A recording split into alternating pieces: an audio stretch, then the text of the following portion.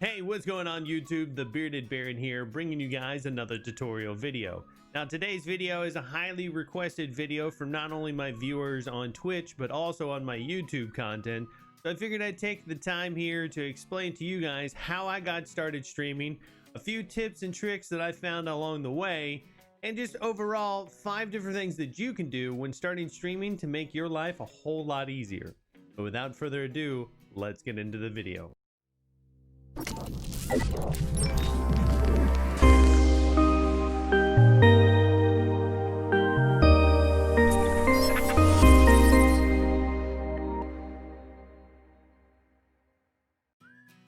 All right, tip number 1 is setting a schedule. Now, I cannot stress this enough. I've seen way too many streamers that feel as if that they can just go live whenever that they want to, which is perfectly fine.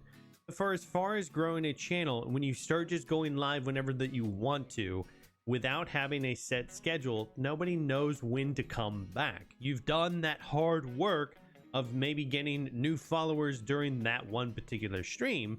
They might only be able to show up during that time frame. So if you stream from 10 a.m. until 1 p.m. one day and then turn around and stream from 7 p.m. to 11 p.m. the next day, those folks aren't going to be able to transfer over.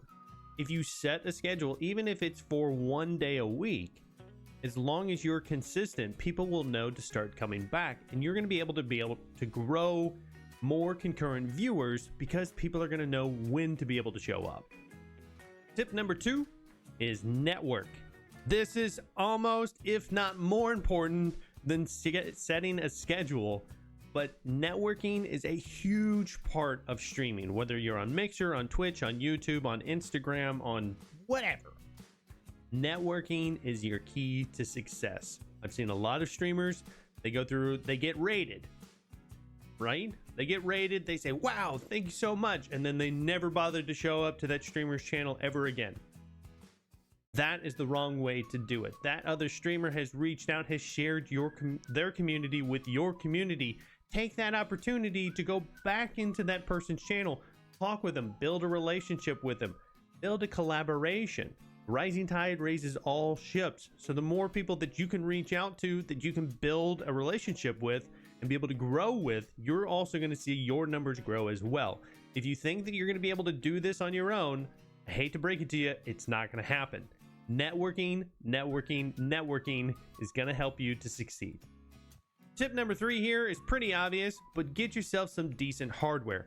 Now, I'm not saying that you have to go out and buy top of the line items to start streaming. I'm not saying that at all. My first lighting rig when I first started, no kidding, was Home Depot floodlights that I used. And that's what I used for my green screen. And my green screen at the time was green cardboard duct taped to my back wall. Not kidding you, that's what I started off with.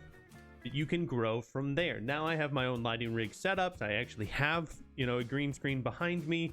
You upgrade with time. One thing that I would say that two things that I would say that you definitely need is a good computer to be able to stream. If you're having bad quality in the game that you're playing, it's not going to draw people in. Nobody is going to want to visually watch a Minecraft channel when it's not Minecraft.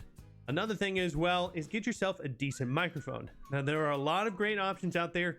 I'm going to post a link in the description below to a microphone that I personally like, a Blue Yeti. They are inexpensive, they're really well made, and they carry streamers very far into their streaming careers before that you would even think about needing an upgrade. Additionally, if you do want to go with a webcam, which I do recommend, there are a lot of really cheap options too, right around in the $100 mark.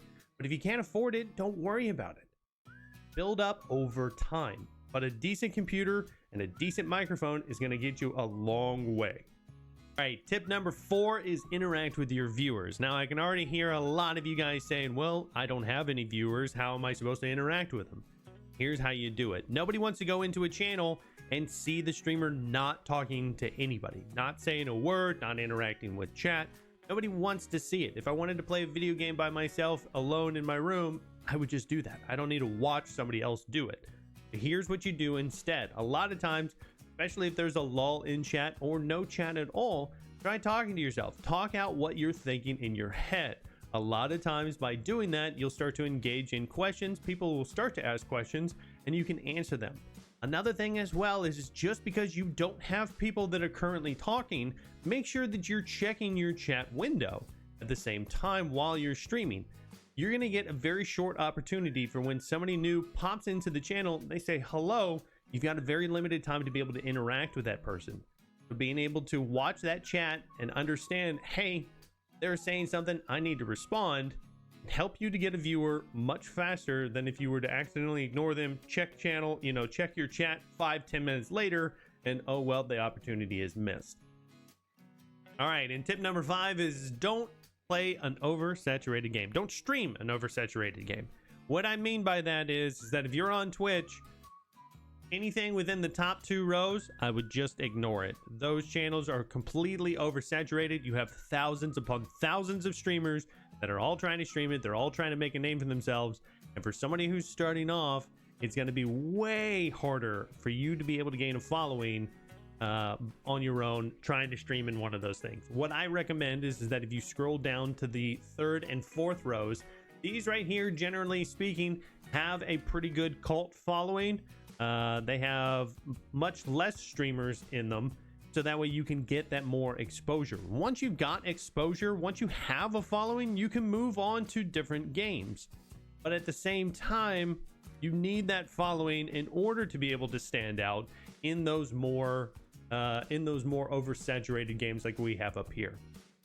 All right, guys, that's my video. Did I miss anything? Let me know in the comment section below. Also, hit that subscription icon and turn on that notification bell, so that way you guys know when I go live for you. I hope everybody has a wonderful, wonderful evening, though, and I'll see you guys later.